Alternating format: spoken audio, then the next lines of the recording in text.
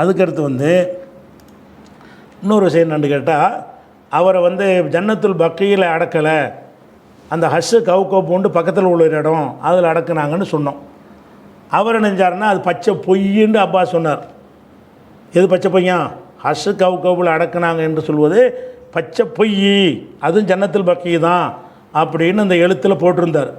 நான் என்ன செஞ்சேன், புகாரி அவர்களுடைய தாரிகள் இருக்கிற அந்த செய்தி எடுத்துக்காட்டி, அது ஹஷ்ஷு கவுகப்பு தனியாக தான் இருந்துச்சு, மாவியாவுடைய ஆட்சி வந்த பிறகு தான் அதை சுகத்தை எடுத்து விட்டு ரெண்டையும் ஒன்றா இணைத்தார்கள்னு நான் என்ன செஞ்சேன் சொல்லியிருந்தேன். அதுக்கு மறுக்க முடியலை. பச்சை பொய்ங்கிற நான் ஆதாரம் காட்டியிருக்கிறேன். போகிற போக்கில் என்ன பண்ணுறான்னு கேட்டால், அப்படியும் இருக்கலாம் இப்படியும் இருக்கலாம். பதில் அப்படியும் இருக்கலாம் இதுவும் இருக்கலாம், ரெண்டு முரண் கிடையாது. நீ பச்சை பொய்ன்னுலப்பா சொன்னேன், பச்சை பொய்ன்னு சொல்கிறேன். நான் என்ன சொல்கிறேன், ஜன்னத்துல் பக்கி தனி. அந்த சில வரலாற்று நூல்களில் எழுதியிருக்கிறாங்க, சனது இல்லாமல் பிதாயா நிகாயான்னு எடுத்து காட்டுறாரு. உஸ்மான் அந்த இடத்த வாங்கி போட்டிருந்தாராம் கபுரிஸ்தானுக்காக வேண்டி. அதில் வந்து யாராச்சும் ஒரு நல்ல மனுஷன் யாரும் போய் அடக்க மாட்டேங்கிறாங்களாம். ஒரு நல்ல மனிதர் அடக்குனாங்கன்னு சொன்னால் அதை பார்த்து வரிசை எல்லோரும் அடக்க ஆரம்பிச்சிருவாங்க அப்படின்னு சொன்னார். அதிலிருந்து அதை ஜன்னத்துல் பக்கி தான் சொல்லி ஒரு வாதத்தை வைக்கிறார். ஆனால் அது தனியாகத்தான் இருந்தது, செவர் வச்சு பிரிக்கப்பட்டு இருந்தது. மாவியாக தான் அப்புறப்படுத்திடலாம் ஒன்றாக்குனார்னு சொல்கிறோம்ல, அது ஆத்தண்டிக்காக இருக்குதுல்ல. இதுக்கு முரணாக சனது இல்லாமல் அந்த பிதாயா நிகாவில் இருக்குன்னு ஒரு செய்தியை கொண்டாந்து போடுறார். அப்படியே வச்சுக்கிறோம். அப்படி வச்சாலும் இந்த ஹஷ்ஷு கவுகப் என்பதில் கொண்டு போய் அடக்க வேண்டிய தேவை என்ன? உஸ்மான கபுரிஸ்தானுக்கு வாங்கி போட்டிருந்தாருப்பா. கபுரிஸ்தானுக்கு வாங்கி போட்டிருந்தாலும் இந்த ஜன்னத்துல் பக்கையில் அடக்கும்போது தானே விரட்டி தானே அங்கே போய் பண்ணுறாங்க. நீங்கள் ஜன்னத்துல் பக்கையில் அடக்கம் பண்ண ஆட்களை கூப்பிட்ருவேன் அப்படின்னு விரட்டப்பட்ட பிறகு தானே இங்கே கொண்டு போய் போடுறாங்க. அப்போ இழிவுபடுத்துக்கு தானே போட்டிருக்காங்க. அதெல்லாம் இல்லைங்கிறார். அது சம்மந்தமாக பேசின வீடியோ பாருங்கள். அதில் வந்து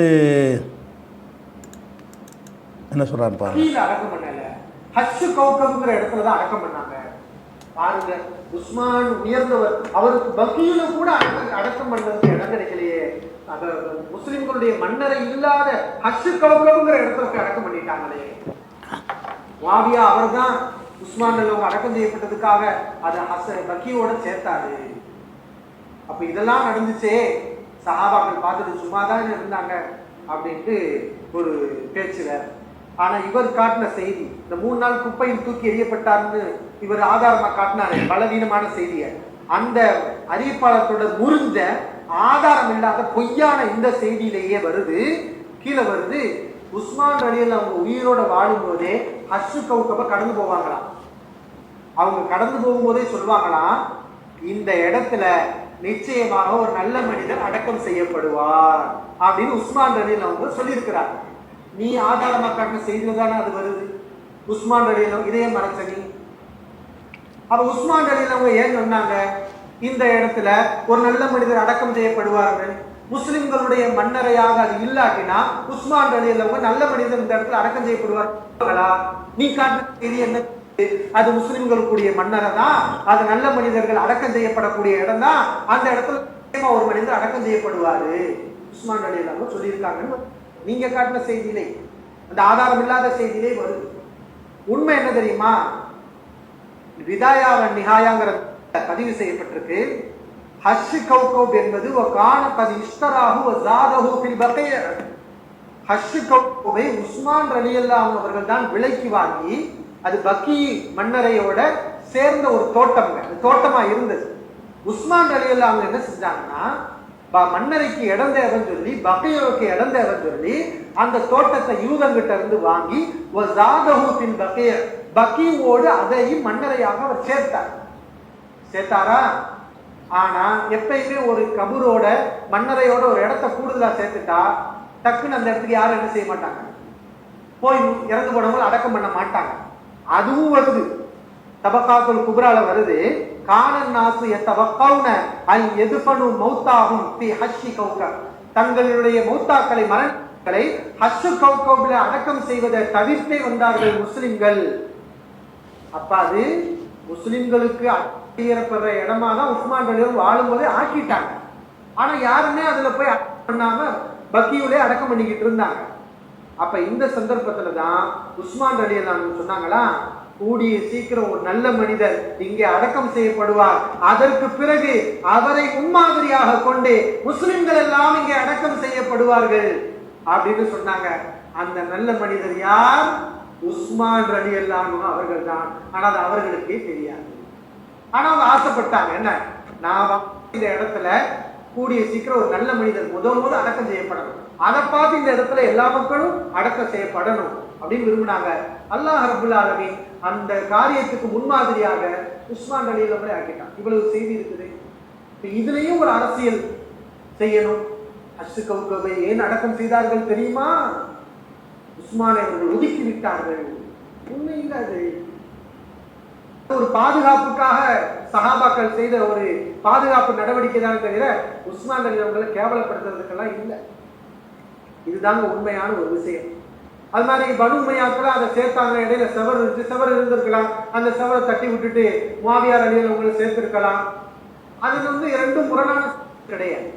உஸ்மான் ரலியல்லாஹு அவர்களும் இதை மன்னரைக்குத்தான் தேர்வு செய்தார்கள். அதில் தான் அவர்கள் அடக்கம் செய்யப்பட்டார்கள். இதுல அவர்களை சஹாபாக்கள் எங்கேயும் குறை கணக்கில, இதுல அலி ரலியல்லாஹு அவர்களை குறை சொல்வதற்கு ஒன்றுமே இல்லை. சரி, அடுத்து என்னன்னு கேட்டால், இதில் போகிற கடைசியாக என்னாச்சுன்னா அது முஆவியா சேர்த்துருக்கலாம். நான் சொன்னது ஆத்தண்டிக்காக சனதோடு உள்ளது சொல்லியிருக்கிறேன். இவர் சொல்கிற என்னடா பிதாயா நிகாவில் இருக்குங்கிற பிதாயா நிகாங்கிற சனதோடு உள்ளதா? சனது இல்லாமல் எழுதப்பட்ட ஒரு நூல். அதில் உள்ள அறிவிப்பாளர் வரிசை என்ன அதெல்லாம் சேர்த்து எழுதின ஒரு செய்தி இல்லை. அதுலேருந்து சொல்கிறாரு உஸ்மான் அதை வாங்கியிருந்தாங்க கபிரிஸ்தானுக்காக வேண்டி. வாங்கினதில் நினைஞ்சாங்க அவரை அவர் அடக்கம் செய்யப்பட்டது முன்மாதிரியாக கொண்டு எல்லோரும் அடக்கம் பண்ண ஆசைப்பட்டார் அப்படின்னு போகிற போக்கில் சொல்கிறார். இப்போ நான் என்ன ஒன்று ஒன்றா கேட்குறேன்னு கேட்டால், அந்த இவர் சொல்கிற வார்த்தை அப்படி வச்சுக்கிட்டேன். அந்த இடத்தில் மக்கள் அடக்கம் பண்ணுவது தவிர்த்து வந்தாங்கல்ல, தவிர்க்கப்பட்ட ஒரு இடம் தானே, தவிர்க்கப்பட்டு ஒரு இடத்துல கொண்டு இவர் ஏன் போட்டாங்க?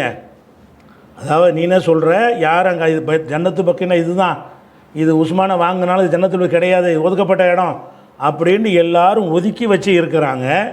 ஒதுக்கி வச்ச ஒரு இடத்துல கொண்டு எல்லாரும் எதில் அடக்கம் செய்யப்படுவார்களோ அந்த பக்கையில் அடக்காமல் கொண்டு அந்த இடத்துல கொண்டு அடக்குனாங்க அப்படின்னாலும் அதில் என்ன வருகிறது? ஒதுக்கி தானே இருக்குன்னு விளங்கிறது.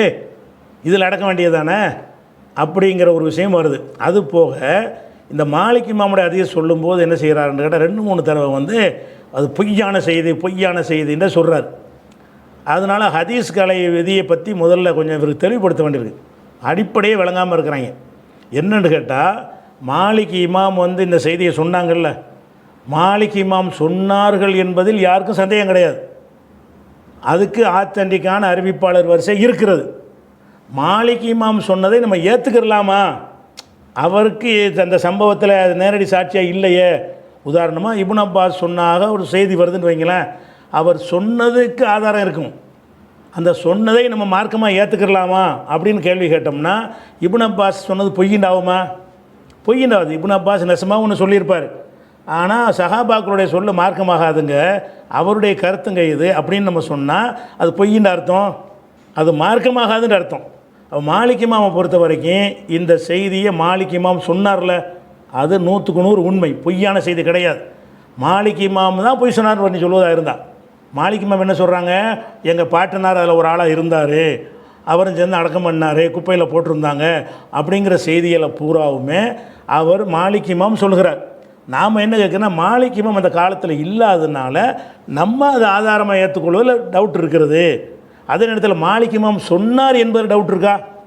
அவர் தான் சொன்னார், அவர் சொன்னார், நான் ஏற்றுக்கிற மாட்டேங்கிறது வேறு, பொய்ங்கிறது வேறு. ஆனால் சனது இவர் நேரடி சாட்சி இல்லாததுனால, இன்னார்ட்ட கேட்டேன்னு அவர் சொல்லாததுனால நம்ம ஆத்தண்டிக்க ஆக்கிக்கிற முடியாதே தவிர, மாலிக் இமாமுடைய கருத்து இது தான். மாலிக் இமாம் கருத்து என்ன? 3 நாள் குப்பையில் போட்டாங்கன்னு தான் கருத்து. அவரை யாரும் அடக்கலைங்கிறது அவருடைய கருத்து. 12 பேர் தான் போய் அடக்குனாங்க என்பது அவருடைய கருத்து. ஹஷ் கவுக்குள்ள கொண்டு போட்டாங்க என்பது அவருடைய கருத்து. இப்போ மாலிக் இமாமுடைய கருத்து என்னன்னு கேட்டால் இதுதான். நீ எந்த வகையில் நம்ம அதை ஆத்தண்டிக் ஆகாதுங்கிறோம்னு கேட்டால், மாலிக் இமாம் அந்த சம்பவத்தின் போது இருக்கலை. இன்னும் சொல்ல போனால் முகமது இப்னு சீரீனுடைய அறிவிப்பை நீ ஆதாரமாக காட்டிய, இவரும் சம்பவத்தில் இல்லாத ஒரு ஆள் தானே. அவர் கரெக்டான ஒரு ஆள்கிட்ட தான் கேட்டு இருப்பார்னு நினச்சிக்கிட்டு முகமது இப்னு சீரீன்னு சொல்லும்போது பொய் சொன்னான்னு சொல்ல மாட்டேங்கிறீங்க. இப்னு தைமியாவும் சொல்ல மாட்டேங்கிறாரு, இவரும் இவனும் சொல்ல மாட்டேங்கிறான் முகமது இப்னு சீரீனை பற்றி. அப்போ முகமது இப்னு சீரீன்னு சொல்கிறத எப்படி ஏற்றுக்கிறீங்களோ அந்த தரத்தில் வைத்து பார்த்தால் இது பொய்யான செய்திலாம் ஒன்றும் கிடையாது, இதுவும் ஒரு ஆத்தண்டிக்கான செய்தி தான். ஆனால் நான் ஏற்றுக்கொள்வதற்கு என்ன வச்சுருக்கேன்னு கேட்டால், ஆள் வேணும். இவருக்கு மாலிக் இமாமுக்கு சொன்ன ஆள் தெரியலை, யாரிடமிருந்து கேட்டேன் என்று அவர் சொல்லலை. ஆனால் அதுக்கு வாய்ப்பு இருக்கிறது. இவர் வந்து அந்த அவருடைய பெரிய வாப்பா வழியாக அவர் நிறைய செய்திகளை அறிவித்திருக்கிறாரு. அதெல்லாம் நான் ஆதாரம் காட்டிட்டேன். அதனால் மாலிக் இமாமுடைய விஷயம் பொய்ன்னு அடிக்கடி பதிவு பண்ணுறான். பொய்யெலாம் கிடையாது. மாலிக் இமாம் சொன்னார்கள் என்பது 100% உண்மை. அது நம்ம ஏற்றுக்கொள்ளலாமா? அவர் ஒரு சோர்ஸ் இல்லாமல் சொல்கிறாரு அப்படிங்கிறது தான் ஆய்வுக்குரியதை தவிர இந்த மாதிரி செய்தியெல்லாம் பொய்ங்கிற வார்த்தையில் என்ன செய்யக்கூடாது, தள்ளி விட்டு போயிடக்கூடாது. அடுத்து என்னன்னு கேட்டால், ஒரு செவர் வச்சிருந்து அதை அகற்றி இருக்கிறார்னு சொன்னாலேயே ரெண்டும் சேர்க்கப்படாமல் தான் இருந்திருக்கிறது. கேட்டால் பாதுகாப்புக்கு செஞ்சாங்கங்கிறார். என்ன இங்கேருந்து அங்கேயும் என்ன பாதுகாப்பு? இங்கே இடக்கினா என்ன பாதுகாப்பு இல்லை, அங்கே இடக்கினா என்ன பாதுகாப்பு வந்துடும்? ரெண்டும் ஒன்றா ஒட்டியிருக்குங்கிற ஒன்றா சேர்த்தாச்சுங்கிற. ஹஸ்ஸு கவுக்கபுல ஏன் செஞ்சார்கள் தெரியுமா? ஒரு பாதுகாப்புக்கு செஞ்சார்கள். என்ன பாதுகாப்பு? ஜனாசா தோண்டிடுவாங்கன்னு தானே. அங்கே போய் தோண்ட முடியாதா? இங்கே தோன்ற மாதிரி அங்கே தோண்ட முடியாதா? அப்போ பாதுகாப்புக்கு செஞ்சார்கள். பாதுகாப்புக்கெல்லாம் செய்யலை. சஹாபாக்களை இழிவுபடுத்தவும் செய்யலை. கையறு நிலையில் இருந்தார்கள். இருந்த ஆட்கள் பலவீனமாக இருந்தார்கள். இந்த ரவுடிகளுடைய கை ஓங்கி இருந்தது. இந்த கிளர்ச்சிக்காரர்களுடைய கை ஓங்கி இருந்த காரணத்தினால்தான் யாரும் எதுவும் செய்ய முடியலை. நாய் திங்கிட்டு நரி திங்கிட்டுன்னு போட்டால் கூட கேட்க ஆள் இல்லை. சில ஆட்களுக்கு இரவோடு இரவாக வந்து அடக்கும் நிலையில் தான் அவங்க இருந்தாங்க. அவரே அழியே சொன்னாருங்க, நான் எனக்கு மிகைத்து விட்டேன், மிகைக்கப்பட்டு விட்டேன், என் கை மீறி போச்சு அப்படின்னு சொன்னதாக சொல்கிறார். அதனால் வந்து இதை ஒரு காரணமாக என்ன செய்கிறாருன்னா சொல்லி காட்டுறாரு. அந்த ஹஸ்ஸு கௌகப் விஷயமும் ஒரு சரியில்லை. அதே நேரத்தில் வந்து அதே தபக்காத்துல் குப்ராவுடைய அவர் சொன்ன தபக்காத்து குப்ராவில் என்ன வருதுன்னு கேட்டால், அந்த மாலிக் இமாமுடைய இது ஆதாரப்பூர்வமான ஹதீஸ். மாலிக் இமாமுடைய தாத்தா இருக்கார்ல, பாட்டினார், அந்த 12 பேர் அடக்கம் போனாங்கல்ல, அதில் ஒரு ஆளாக இருந்தார்ல, அவர் சொல்கிறார், குன்து அகத ஹமலத்தி உஸ்மான் ஹினத்து உஃபிய. அவர் இறந்த பிறகு அந்த பாடியை சுமந்து சென்றவர்களில் நான் ஒரு ஆளாக இருந்தேன்னு சொல்லிவிட்டு நாங்கள் வேகமாக போனோம். எதுக்குன்னு கேட்டால், ஓ இன்ன பினா மின்னல் ஹவுஃபில் அமரன் அலீமா, எங்களுக்கு கடுமையான பயமாக இருந்துச்சு. 3 நாள் குப்பையில் போட்டு எடுத்தால் கூட அப்போ கூட விட மாட்டாங்க. அந்த மொத்த ராஜ்யமே சதிகாரர்கள் கையில் இருந்துச்சு, மதீனா முழுசும். அப்போ அவர் சொல்கிறார், மாலிக் இமாமுடைய தாத்தா, அவர் ஒரு சஹாபி தான் சொல்கிறாரு. என்ன சொல்கிறாரு? ஓ இன்ன பினா மினல் ஹவுஃபி லம்ரன் அலீமா, பயங்கரமான ஒரு அச்ச நிலையில் நாங்கள் இருந்தோம். அவரை இறந்து போன பாடி அடக்கிறா இருந்தால் கூட ராத்திரி வரைக்கும் பார்த்துருந்து, ஊர்லாம் அடங்கின பிறகு 12 பேர் ரகசியமாக போய் அப்படி போய் அடக்கும் நிலையில் நாங்கள் இருந்தோம் என்று அவர் சொல்கிறாரு. அது எதை காட்டுது? பாதுகாப்புக்காக எல்லாம் சகாபாக்கெல்லாம் சேர்ந்து செஞ்சாங்கிற அங்கே அச்சமாக இருந்தோம்னு அவர் சொல்கிறாரு. இந்த அச்சத்தை மீறி ஒரு 12 பேர் இணைஞ்சிருக்கிறாங்க, போய் அடக்கம் பண்ணியிருக்கிறாங்க. அச்சமான நிலை இருந்துச்சு. நிறைய நாங்கள் காவலுக்கு நிற்கிறோங்கிற சகாபிலாம் யாரும் இங்கே வரல. நாங்கள் உங்களுக்கு பாதுகாப்பாக நிற்கிறோம். நாங்கள் அவர் வந்து சண்டை செய்கிறது தானே வேணான்னு சொன்னார், அடக்கம் செய்யணும் வேணான்னு சொன்னார். உஸ்மான் சொன்னார், அடக்கம் செய்ய வேணான்னு சொன்னார், சண்டை செய்ய வேணாம் எனக்கா அது சொன்னார். அந்த சகாபி வந்தார், இந்த சகாபி வந்தார்லாம் சொல்கிறீங்களே, அவங்களாம் அடக்கம் செய்ய வரல. அடக்கம் செய்ய வராது காரணம் என்ன? அலட்சியப்படுத்துகிறாங்கன்னு கிடையாது, நிலைமையை பார்க்குறாங்க, முடியாது, தற்கொலை செய்கிற நிலையில் வந்துடும். அப்போ வேணால் கொள்ளுவாங்க. அந்த நிலையை அவங்க வந்து வெறி பிடிச்சி நிற்கிறாங்க. ஒரு பாடியை அடக்கஞ்சியை கூட விடாத அளவுக்கு வெறி பிடித்தவர்களாக இந்த அஸ்தர் கூட்டமும் முகமது அபூபக்கருடைய கூட்டமும் திரட்டப்பட்ட எல்லாருடைய காஃபிக்குடைய கூட்டம் எல்லாமே அப்படி இருக்கிறது. அதுக்கு பயந்து கொண்டு தான் இருந்தார்களே தவிர, இவர் சொன்னபடி ஒரு பாதுகாப்பு நோக்கத்துக்காக வேண்டி சஹாபாக்கள்லாம் முறையாக போய் அடக்கினாங்கிற மாதிரி சொல்கிறாரு. அதே மாலிக் இமாமுடைய பாட்டனார் தான் இது ஆத்தண்டிக்கான ஒரு செய்தி, தபக்காத்துல் குப்ராவில் வரக்கூடிய செய்தி. அது ஒரு விஷயம். அடுத்து என்ன செய்கிறான்னு கேட்டால்,